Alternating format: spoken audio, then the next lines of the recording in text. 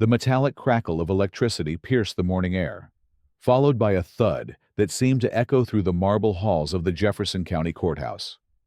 Jamir Washington, 16 years old and carrying nothing more threatening than his school backpack and nervous energy, convulsed on the cold floor as Officer Hoa Nguyen holstered her taser with practiced indifference. The security line had come to a complete standstill. Witnesses frozen in collective shock as the boy's body trembled uncontrollably. "Next!" Officer Nguyen barked, her voice cutting through the stunned silence, as if nothing had happened. Behind her, the metal detector continued its monotonous beeping, a mechanical heartbeat in a scene that had suddenly turned surreal. Jamir's cousin Marcus, waiting beyond the security checkpoint, pressed his face against the glass partition, his small hands leaving smudges as he watched his older cousin writhe in pain. 20 minutes earlier, Jamir had been sitting in his grandmother's sedan, adjusting his tie for the third time as they pulled into the courthouse parking lot. The morning sun cast long shadows across the pavement, and he could feel his palms sweating despite the October chill. Today was supposed to be a celebration. After 3 years in foster care, his 8-year-old cousin Marcus was finally being adopted by their Aunt Denise. The family had waited so long for this moment, and Jamir had been honored when Marcus specifically requested his presence. "You look handsome, baby," his grandmother Rosa had said, reaching over to straighten his collar. Her weathered hands, soft from years of working in other people's homes, lingered on his shoulders. "Marcus is going to be so happy to see you in there." Jamir had nodded, unable to speak around the lump in his throat. He'd been the one to find Marcus that terrible night 3 years ago, huddled in their uncle's apartment after the overdose. He'd been the one to call 911 to hold Marcus while the paramedics worked on their uncle, to promise him that everything would be okay, even when he wasn't sure it would be. Today felt like the completion of that promise. The courthouse steps had been crowded with people heading to various hearings, their faces bearing the weight of legal proceedings. Jamir had followed his grandmother through the main entrance, past the imposing columns, and into the marble-floored lobby, where the security checkpoint created a bottleneck of humanity. The line moved slowly, families and lawyers and court personnel all funneling through the same narrow passage under the watchful eyes of security officers. Officer Nguyen had been working the checkpoint for 7 years, her reputation among courthouse staff as rigid as the starched uniform she wore. She approached her job with military precision, viewing each person in line as a potential threat rather than a citizen seeking justice. Her interactions were brief, professional, and utterly devoid of warmth. She'd earned her position through connections rather than merit, her husband's family having long-standing ties to the sheriff's department. When Jamir approached the metal detector, he'd been moving at the same pace as everyone else in line, but something about his presence seemed to agitate Officer Nguyen. Perhaps it was his size, unusual for a 16-year-old, or the way his school backpack bulged with textbooks. Perhaps it was something else entirely, something that had nothing to do with legitimate security concerns and everything to do with the prejudices she carried like invisible armor. "Move it along," she'd snapped when Jamir took a moment to remove his jacket, the same amount of time every other person had been given. Her tone carried an edge that made several people in line look up from their phones. "We don't have all day." Jamir had looked confused, but complied, placing his backpack on the conveyor belt and walking through the detector. It remained silent. No beeps or alarms. Just the quiet hum of machinery. He'd reached for his bag on the other side when Officer Nguyen's voice stopped him cold. "Hold it right there." Her hand moved to her belt, fingers dancing near the taser. "I need to check that bag." "It already went through the scanner," Jamir had said, his voice polite but puzzled. Around them, the line continued to move. other people collecting their belongings and heading toward the elevators. "Is there a problem?" "Don't get smart with me, boy." The word hung in the air like a slap. "You were moving too slow. Acting suspicious. I think you're trying to sneak something in." The accusation was absurd, baseless, and everyone in earshot knew it. Jamir had done nothing different from any other person in line. But something about Officer Nguyen's posture suggested that facts were irrelevant. Her supervisor, Officer Martinez, was handling another line, and either didn't notice or chose not to intervene. The security checkpoint, designed to protect the integrity of the courthouse, had become a theater of power and prejudice. "Ma'am, I'm just here for my cousin's adoption hearing," Jamir had explained, his voice steady despite the growing tension. "I'm not trying to cause any trouble." That's when Officer Nguyen's expression had shifted from irritation to something more dangerous. Her eyes narrowed, and she stepped closer, invading his personal space in a way that made everyone around them uncomfortable. The morning light streaming through the courthouse windows seemed to dim, as if the building itself was holding its breath. "I said don't get smart with me. Turn around and put your hands on the wall." The command was delivered with the kind of authority that brooked no argument. But it was also completely unnecessary. Jamir had committed no crime, violated no rule, done nothing to warrant such treatment. The injustice of it all was so stark that several people in line began to murmur among themselves, their voices creating a low buzz of discontent. "I don't understand," Jamir had said, his teenage voice cracking slightly. "What did I do wrong?" That's when Officer Nguyen had drawn her taser, the black device appearing in her hand like a threat made manifest. The yellow warning light blinked ominously, and the mechanical whine of the charging capacitor filled the sudden silence. People in line began to back away, sensing that something terrible was about to happen. "Last warning. Turn around and put your hands on the wall, or I'll put you down." Jamir had started to turn, confusion written across his face, when his grandmother's voice cut through the tension like a blade. Rosa Washington had pushed through the crowd, her small frame somehow commanding attention despite her size. At 72, she'd seen enough injustice in her lifetime to recognize it when it was happening to her grandson. "What is going on here?" Her voice carried the authority of someone who had raised 6 children and buried 2 husbands. "Why are you threatening my grandson?" Officer Nguyen had whirled around, her taser still in hand, and for a moment it seemed as if she might turn the weapon on the elderly woman. The crowd held its collective breath, witnesses to a scene that was spiraling beyond anyone's control.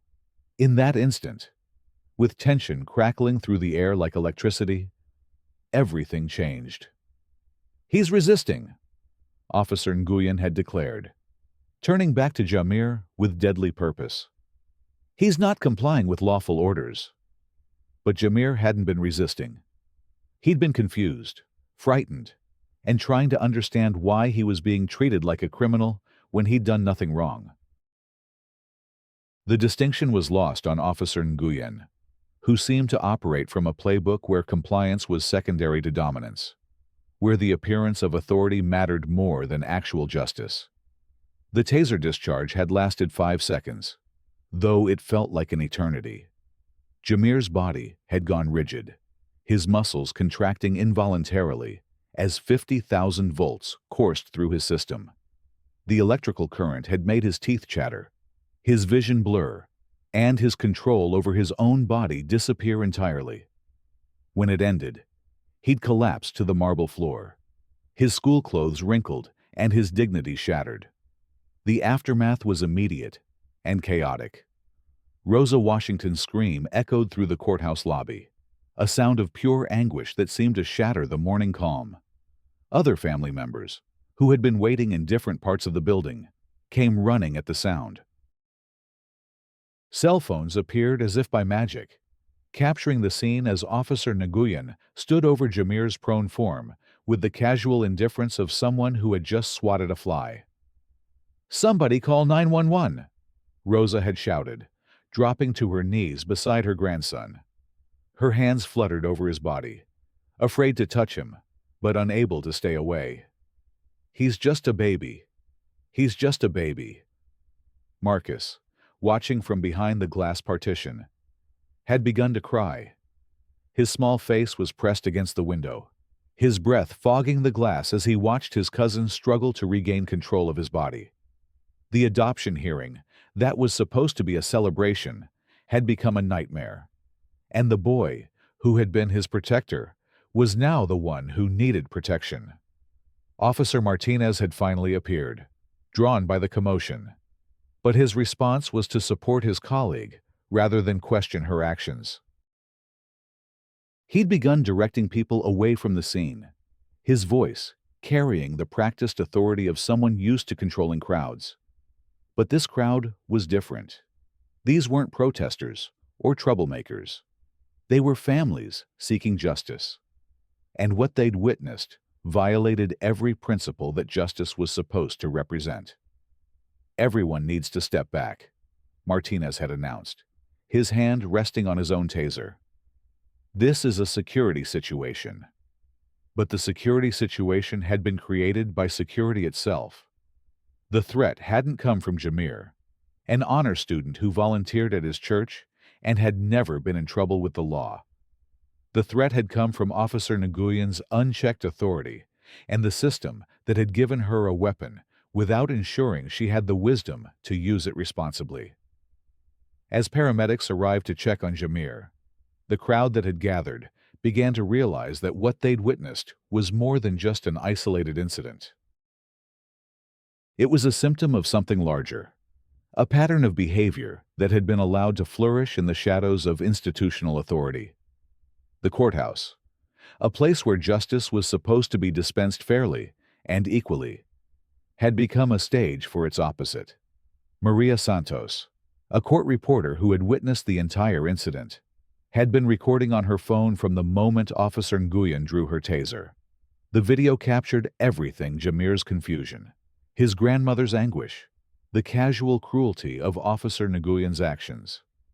Within minutes of the incident, the video was uploaded to social media, where it began to spread like wildfire through networks of friends, family, and concerned citizens. The response was immediate and overwhelming. Comments flooded in from people who had had similar experiences, who had witnessed similar injustices, who had been waiting for someone to speak up.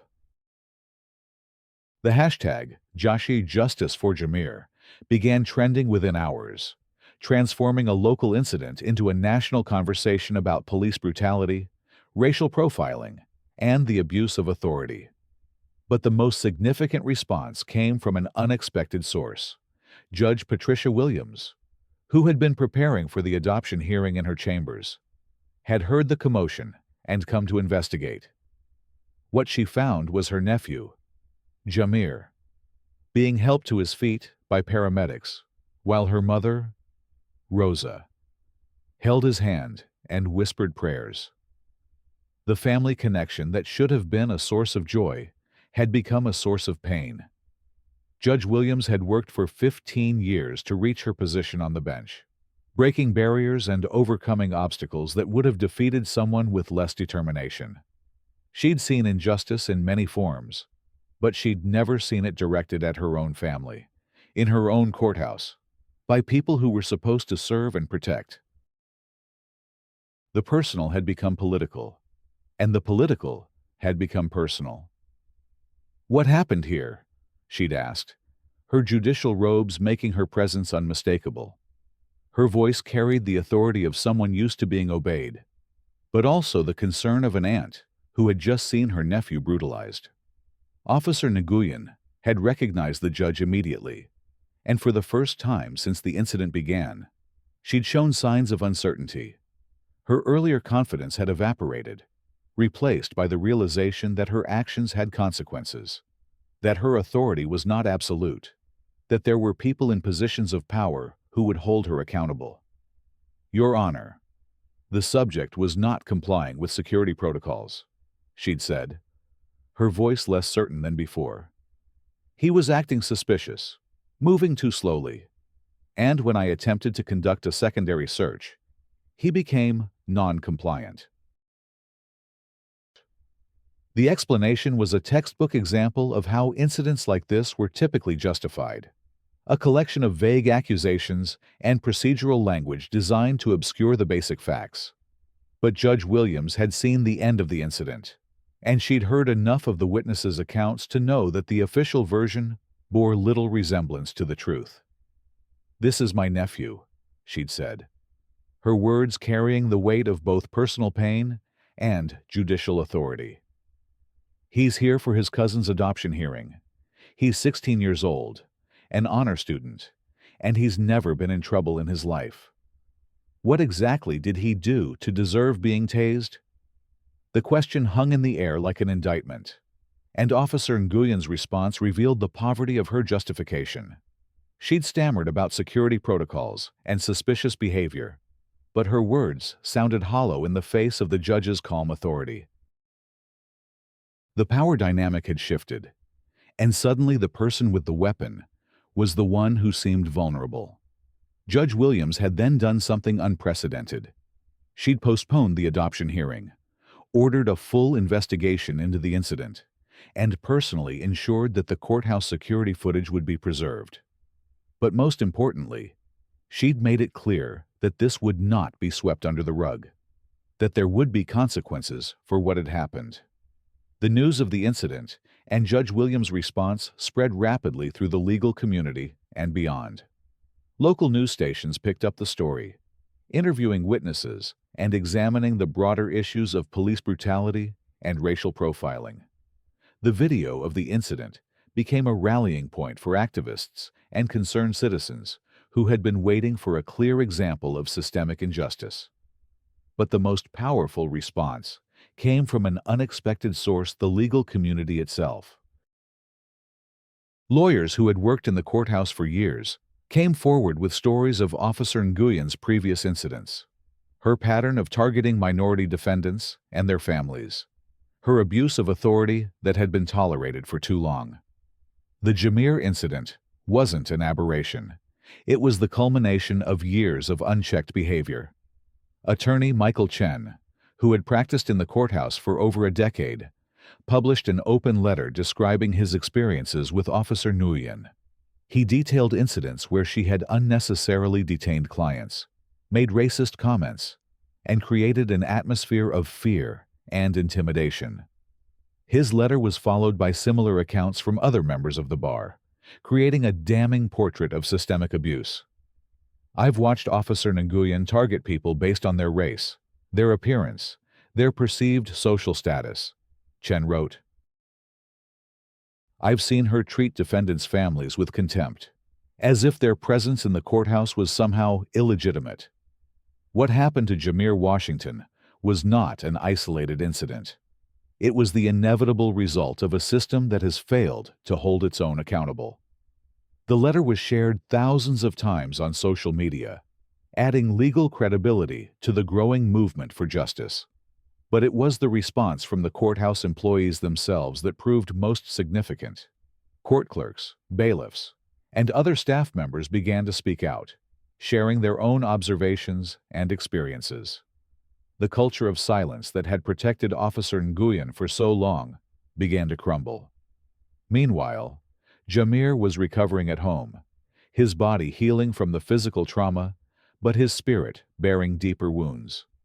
The incident had shattered his faith in the system, his belief that doing the right thing would protect him from injustice. He'd been raised to respect authority, to comply with lawful orders, to believe that the police were there to protect him. The reality was more complex and more painful than his 16-year-old mind had been prepared to handle. "I keep thinking about what I did wrong," he'd told his grandmother as they sat together in her living room, the afternoon sun streaming through the lace curtains.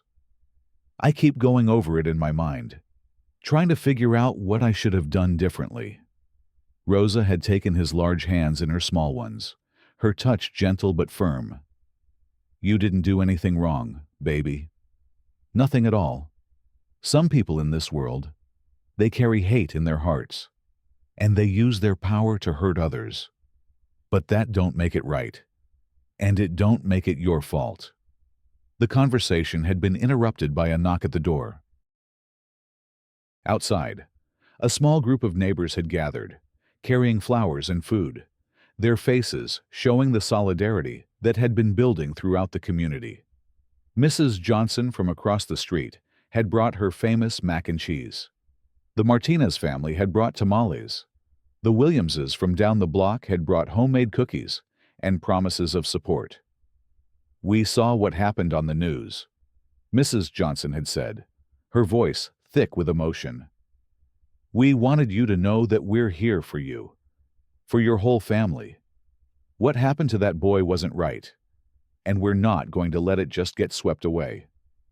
The community response had been overwhelming, but it was also strategically organized. Local activists, led by community organizer Sarah Williams, had begun planning a rally at the courthouse. The event was designed to be more than just a protest. It was intended to be a demonstration of solidarity, a call for justice, and a demand for systemic change. Sarah had reached out to Jamir's family, asking for their permission and support. She'd been careful to center their voices in the planning, ensuring that the rally would reflect their needs and concerns rather than becoming a platform for others' agendas. The family had agreed to participate, with Rosa Washington agreeing to speak at the event. The rally was scheduled for the following Saturday, giving organizers time to coordinate with local media, secure the necessary permits, and build community support. But as the day approached, it became clear that the event would be larger than anyone had anticipated. Social media had amplified the message, and people from across the region were planning to attend. Officer Nguyen, meanwhile, had been placed on administrative leave pending the investigation. The Sheriff's Department had issued a standard statement about taking all allegations seriously and conducting a thorough review, but the language was carefully crafted to avoid admitting any wrongdoing. Behind the scenes, however, pressure was building from multiple directions. The courthouse security footage had been reviewed by internal affairs investigators, and it corroborated the witnesses' accounts completely. The video showed Officer Nguyen targeting Jamir without justification, escalating the situation unnecessarily, and using her taser on a compliant teenager. There was no ambiguity, no room for interpretation. The evidence was clear and damning. But the investigation had also revealed something else, a pattern of complaints against Officer Nguyen that had been ignored or dismissed over the years. The internal affairs file contained reports of inappropriate behavior, racial profiling, and excessive force that painted a picture of an officer who had been allowed to operate with impunity for far too long. The night before the rally, Jamir had sat in his room, staring at the speech he'd written for the event. His hands were shaking slightly, not from fear, but from the weight of responsibility he felt. He'd become a symbol of something larger than himself, a representative of everyone who had been mistreated by those in authority. The pressure was enormous, but so was the opportunity to make a difference. "I never asked to be a symbol," he'd written in his journal. "I just wanted to see my cousin get adopted. I just wanted to be there for my family. But if what happened to me can prevent it from happening to someone else, then maybe it means something. Maybe it's worth it." The morning of the rally dawned clear and cold, with a crisp October sky that seemed to promise change. By 9 o'clock, people had begun gathering at the courthouse steps, carrying signs and wearing T-shirts with Jamir's picture and the hashtag #Justice for Jamir. The crowd was diverse, reflecting the broad coalition that had formed around the issue families who had experienced similar injustices, legal professionals who had witnessed systemic problems, and community members who simply believed that everyone deserved to be treated with dignity. Rosa Washington had arrived early. her small frame somehow commanding attention despite her size. She'd chosen to wear her best Sunday dress, the blue one with the small flowers that her late husband had bought her for their anniversary. In her hands, she carried a picture of Jamir from his high school graduation, his smile bright and hopeful, a stark contrast to the pain that had brought them all together. "I raised that boy to believe in justice," she'd told the reporter who approached her. "I raised him to believe that if you do right, right will be done by you." What happened to him shook that faith, but it didn't destroy it. We're here because we still believe in justice, even when the system fails us. The crowd had grown throughout the morning, with estimates reaching over 3,000 people by the time the formal program began. Local news crews had set up their equipment, and national media had begun to take notice. The story of a teenager being tased for no reason had resonated far beyond the local community, tapping into broader concerns about police brutality and racial justice. Judge Williams had watched the gathering from her chambers, her heart torn between her judicial duty to remain impartial and her family loyalty to support her nephew. She'd made the difficult decision to recuse herself from any proceedings related to the incident, but she'd also made it clear that she would continue to advocate for systemic changes within the courthouse. When Jamir had taken the stage, the crowd had fallen silent. His presence was commanding despite his youth, his voice clear and strong as he spoke about his experience. He talked about the fear he'd felt, the confusion, the sense of powerlessness that had overwhelmed him. But he'd also talked about the support he'd received, the love of his family, and the hope that his experience could lead to positive change. "I want to thank everyone who has stood with me and my family," he'd said, his voice carrying across the crowd. "I want to thank the people who recorded what happened, who shared the video, who refused to let this be ignored. I want to thank the lawyers who have come forward with their stories, the courthouse employees who have spoken out, and everyone who has demanded justice." The crowd had responded with sustained applause, a sound that seemed to echo off the courthouse walls and into the chambers where important decisions were being made. But Jamir had also used his platform to call for something more than just punishment for Officer Nguyen. He'd called for systemic change, for training reforms, for accountability measures that would prevent similar incidents in the future. "This isn't just about me," he'd continued. "This is about every person who has been mistreated by those in authority, every family that has been torn apart by injustice, every community that has been ignored by the system. We're here to say that enough is enough, that we demand better, that we will not be silent anymore." The rally had continued for hours, with speakers ranging from local activists to national civil rights leaders who had traveled to show their support. Each speaker had added their voice to the growing chorus demanding justice, but they'd also emphasized the importance of sustainable change rather than just symbolic victories. The impact of the rally was immediate and far-reaching. The Sheriff's Department, which had initially issued cautious statements about the ongoing investigation, announced that Officer Nguyen would be terminated immediately. The decision was accompanied by a commitment to review all security protocols and implement new training programs focused on de-escalation and cultural sensitivity. But the most significant change came from the courthouse administration itself. Judge Williams, working with other members of the judiciary, had proposed a comprehensive reform package that would address the systemic issues that had allowed Officer Nguyen's behavior to continue unchecked. The reforms included new oversight procedures, mandatory training programs, and a civilian review board with the power to investigate complaints and recommend disciplinary action. The State Attorney General had also announced that his office would conduct a broader investigation into the courthouse security practices, examining whether the problems extended beyond a single officer.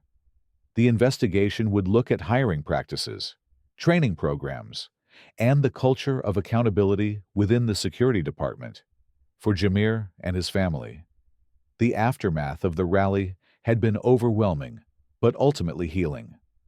The support they'd received from the community had helped to restore their faith in human goodness, even as they continued to grapple with the trauma of the original incident. The adoption hearing for Marcus had been rescheduled, and when it finally took place, it was conducted with the dignity and respect that all family proceedings deserved. Marcus had been formally adopted by Aunt Denise in a ceremony that was both joyful and poignant. The little boy who had witnessed his cousin's trauma had also seen the community come together to demand justice, and the experience had taught him important lessons about standing up for what's right. During the ceremony, he'd asked if he could say something to the court. "I want to thank everyone who helped my cousin Jamir," he'd said, his small voice carrying clearly through the courtroom. "He's always been there for me.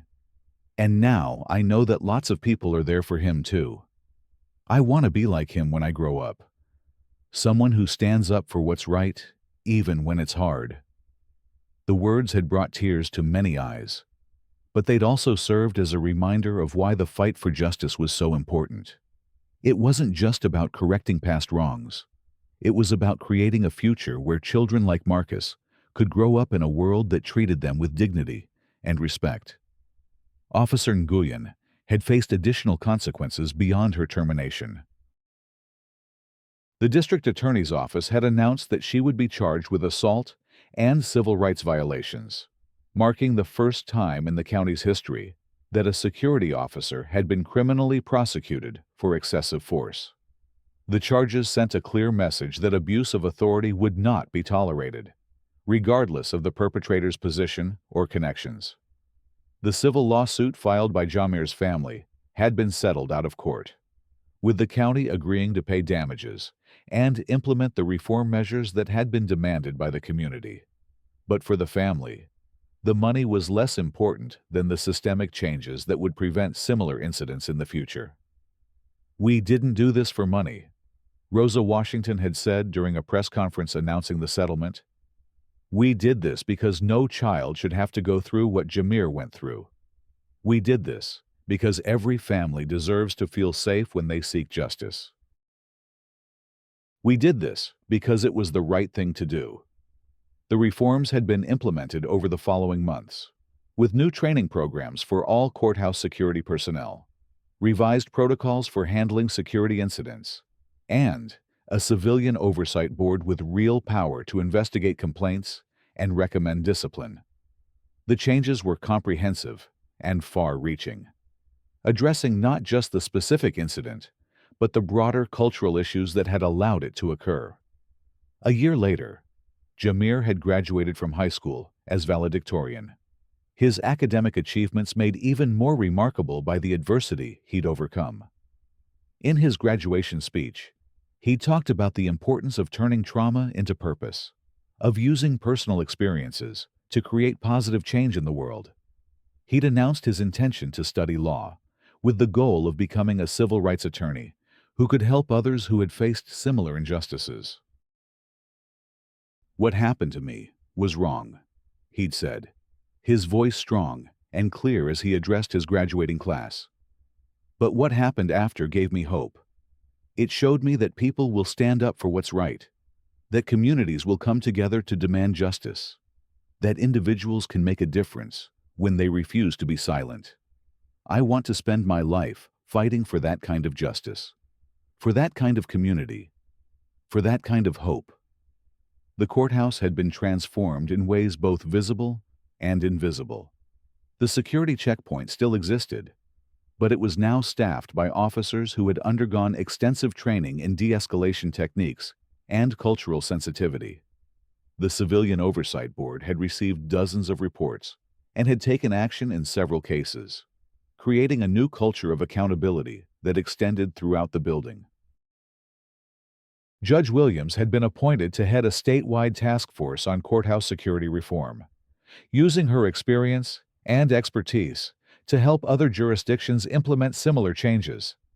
The work was challenging, but deeply fulfilling, allowing her to channel her personal experience into systemic improvements that would benefit countless families. "Every case that comes before my court is someone's family," she'd said during a conference on judicial reform. "Every person who enters this courthouse is seeking justice, and they deserve to be treated with dignity regardless of their race, their economic status, or their personal circumstances. What happened to my nephew was a violation of everything this institution is supposed to represent, but it also became a catalyst for the changes that should have been implemented long ago." The story of Jamir Washington had become more than just a local incident. It had become a case study in how communities could respond to injustice, how institutions could be reformed, and how individual courage could inspire broader change. The hashtag, #Justice for Jamir, had evolved into a movement that continued to advocate for police reform and accountability measures across the country. Marcus, now 9 years old and thriving in his adoptive home, had kept the promise he'd made in the courtroom. He'd continued to look up to his cousin Jamir, but he'd also developed his own sense of justice and fairness. When his third-grade class had studied civil rights history, he'd given a presentation about recent events, connecting the historical struggle for equality to contemporary issues. "My cousin Jamir taught me that standing up for what's right isn't always easy," he'd told his classmates. "Sometimes it's scary, and sometimes it hurts. But it's important to do it anyway, because that's how we make the world better for everyone." The presentation had been recorded and shared online, where it had gone viral and inspired thousands of people around the country. The video of a 9-year-old boy articulating complex issues of justice and equality had served as a powerful reminder of why the fight for civil rights was so important. It wasn't just about the present, it was about the future, about the world that would be inherited by the next generation.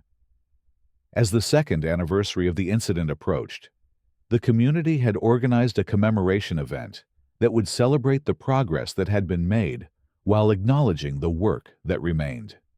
The event was planned as a positive celebration rather than a protest, focusing on the achievements and improvements that had resulted from the community's response to injustice. The courthouse steps, where the rally had taken place, had been renamed the Community Justice Plaza, with a plaque commemorating the events that had led to systemic reform. The plaque read, "In memory of all those who have suffered injustice, and in honor of all those who have stood up to demand better. May this place serve as a reminder that justice is not a destination, but a journey, and that ordinary people can accomplish extraordinary things when they refuse to accept the unacceptable." Jamir had returned from his first year of college for the commemoration, his experiences at law school having deepened his understanding of the legal system and his commitment to reform. He'd excelled in his studies, but he'd also continued his advocacy work, founding a student organization focused on criminal justice reform and police accountability. 2 years ago, I thought my life was over, he'd said during his speech at the commemoration. I thought that being tased in front of my family, being humiliated in front of my community, being treated like a criminal when I'd done nothing wrong would define me forever. But I was wrong. What defined me was what happened next, the love of my family, the support of my community, and the determination to make sure that no one else would have to go through what I went through. The crowd had responded with the same enthusiasm they'd shown 2 years earlier. But there was also a sense of accomplishment, of goals achieved and progress made. The changes that had been implemented were real and measurable, and they'd already prevented similar incidents from occurring. Officer Martinez, who had been present during the original incident, had undergone the new training programs and had become an advocate for reform within the security department. His transformation from a passive observer to an active participant in change had been remarkable, and he'd been promoted to head of training for the new programs. I've learned that being a good officer isn't just about following orders. He'd said during a workshop for new security personnel, it's about understanding your role in the community, about treating everyone with dignity and respect, about being part of the solution rather than part of the problem. The incident 2 years ago taught me that silence in the face of injustice is complicity, and I'm committed to making sure that never happens again. The workshop had been part of the comprehensive training program that had been implemented throughout the courthouse system, with similar programs being adopted by other institutions across the state. The curriculum included modules on de-escalation techniques, cultural sensitivity, constitutional rights, and the history of civil rights in America. The most significant change, however, had been cultural. The courthouse had become a place where diversity was celebrated rather than feared, where different perspectives were seen as strengths rather than threats. The staff reflected the community it served, with people of different backgrounds and experiences working together to create an environment of justice and equality. Rosa Washington, now 74 and still as fierce as ever, had been appointed to the Civilian Oversight Board, where she'd used her experience and wisdom to help investigate complaints and recommend improvements. Her presence on the board had been a powerful symbol of the community's commitment to accountability and reform. "I never wanted to be an activist," she'd said during a recent interview. "I just wanted to raise my family and live my life in peace. But sometimes life calls you to do more than you planned, to stand up for what's right, even when it's hard." What happened to Jamir was wrong, but it also gave us an opportunity to make things better for everyone. That's what I'm most proud of. The story of the security line that had changed everything had become part of the local folklore, a reminder of how ordinary people could accomplish extraordinary things when they refused to accept injustice. The incident had been traumatic, but it had also been transformative, leading to changes that would benefit countless families for generations to come. As the sun set on the second anniversary commemoration, Jamir had stood on the courthouse steps where his nightmare had begun, surrounded by the family and community that had supported him through the darkest moment of his life. The building behind him looked the same, but everything about it had changed. The security checkpoint was still there, but it was now staffed by officers who saw their role as service rather than domination. The marble halls still echoed with footsteps, but they now carried the sound of justice being served fairly and equally. The line that had once been a source of fear and humiliation had become a symbol of hope and transformation. Every person who passed through the security checkpoint was now treated with dignity and respect, regardless of their race, their age, or their background. The changes had been hard-won, but they had been worth every moment of struggle. In the end, the story of Jamir Washington was not just about injustice overcome. It was about the power of community, the importance of standing up for what's right, and the possibility of creating meaningful change in the world. It was a story that would continue to inspire others, long after the principal actors had moved on to other challenges, other victories, other moments of transformation. The courthouse security line would never again be just a routine checkpoint. It had become a reminder that justice is not automatic, that it requires constant vigilance and commitment, and that ordinary people have the power to demand better from their institutions. The line that had changed everything had become a symbol of hope, proof that even in the darkest moments, the light of justice could still shine through. As families continued to pass through the checkpoint, seeking justice for their own circumstances, they carried with them the legacy of Jamir Washington and the community that had stood with him. The transformation was complete, but the work of justice would continue, one person at a time, one family at a time, one community at a time, until the promise of equality and dignity for all was finally fulfilled.